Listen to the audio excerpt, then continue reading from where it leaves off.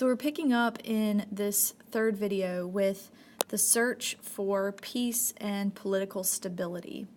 And this is really in reference to the post-World War.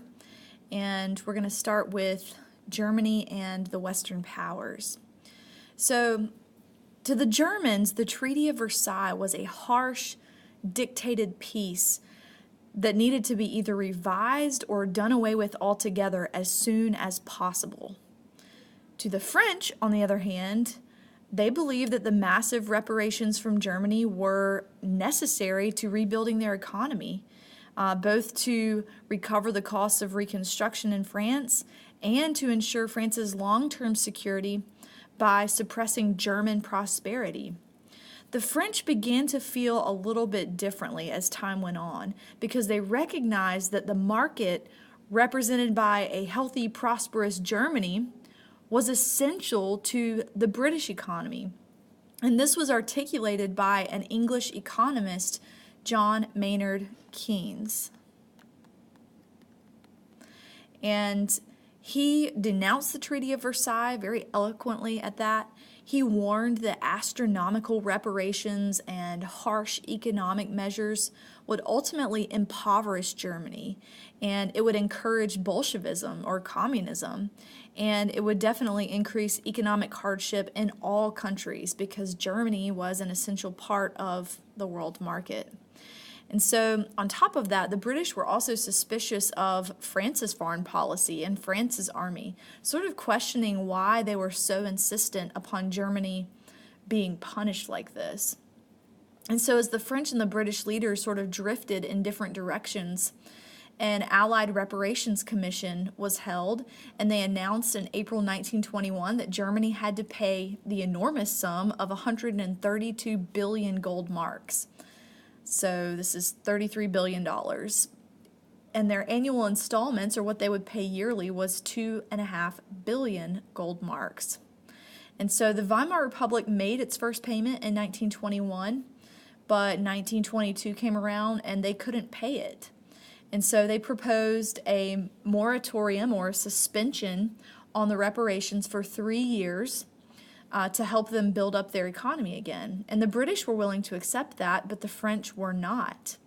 And so in early January 1923, French armies and Belgian armies moved into the Ruhr district. This is Germany's industrial district, the heartland of industrial Germany. And their idea was that they were going to occupy Germany, paralyze Germany, and force them to accept the Treaty of Versailles.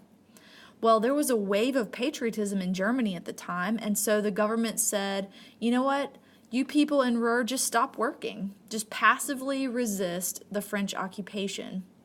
Well, by the summer of 1923, several months had gone by, and it was really a test of wills between France and Germany.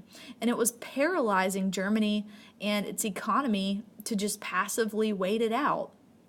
And so, in order to support the striking people of the Ruhr district and their employers, the German government began to print money to pay its bills. And this led to a period of high inflation and soaring prices as German money pretty much lost all value. And this really messed up the middle class. They had practiced thrift and caution and self-reliance. They had life savings, which were now worthless because of inflation. And many Germans actually felt betrayed. And so in August of 1923, a guy named Gustav Stresemann, two N's, assumed leadership of the German government. And he adopted an attitude of compromise. And so he called off the passive resistance in the Ruhr, and he agreed in principle to pay the reparations if the Allies would agree to re-examine Germany's ability to pay. And so Raymond Poincaré, who was the French prime minister at the time, accepted that.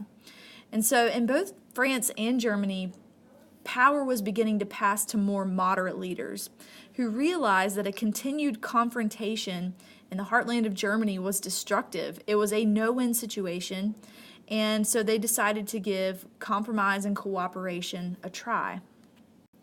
Hope in foreign affairs. So in 1924, there was an international committee meeting of financial experts, and they met to re-examine the reparations, and they came up with the Dawes Plan. And the Dawes Plan, also 1924 is the date for that, the Dawes Plan said that Germany could reduce their yearly reparations, and they instead linked them to the level of German economic prosperity. So the amount they paid that year was based on how well they were doing economically. In addition, Germany would receive private loans from the United States in order to pay reparations to France and Britain, which enabled those countries to repay their large war debts that they owed to the United States. So ultimately, this money was coming right back to us. So this circular flow of international payments was complicated, it was risky, but for a while it worked. And so the German Republic was able to have a shaky, but an economic recovery. And this settlement was actually matched by a political settlement in 1925 when Germany and France solemnly pledged to accept their common border. There were other encouraging developments that strengthened the hopes for international peace at this time. For one, Germany entered the League of Nations in 1926. That was pretty remarkable. And then in 1928, 15 countries signed the Kellogg-Briand Pact. And this was important. It said that these 15 countries would renounce war as an instrument of international policy. So basically, if they had an issue with another country, they would talk it out until it was accomplished. They would not use war to solve their problems. Hope in democratic government. So during the occupation of the Ruhr and the Great Inflation, the Republican government in Germany had seemed like it was pretty much on the verge of collapse.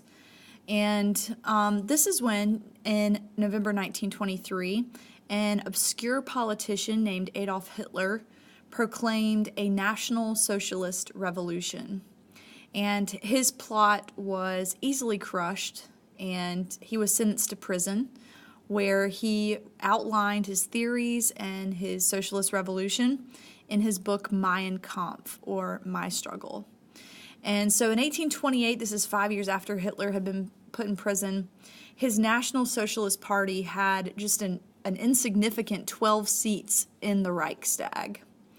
And after 1923, it seemed like liberal democracy had taken root in Weimar Germany. The currency was established, the economy stabilized, elections were held regularly, and the support for the Republican democracy seemed to be growing, and growing among a majority of Germans. Moderate businessmen thought that the economic prosperity demanded good relations with the Western powers, and they supported parliamentary government at home. And so the problem was, though, that this country was sharply divided politically.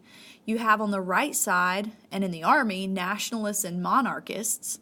And then on the left, you have the Communist Party, who are noisy and active.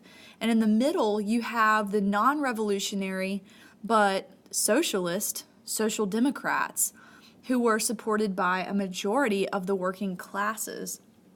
And honestly, the situation in France was very similar to that in Germany, with the communists and the socialists fighting for the support of the workers.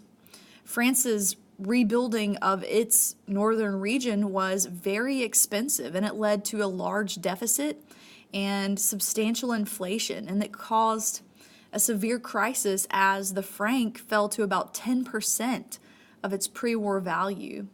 And so the Poincaré government cut spending really quickly. They raised taxes, and they were able to restore confidence in the economy as they stabilized the franc. In Great Britain, they faced their challenges by continuing the wartime trend of greater social equality, and that helped to at least maintain social harmony.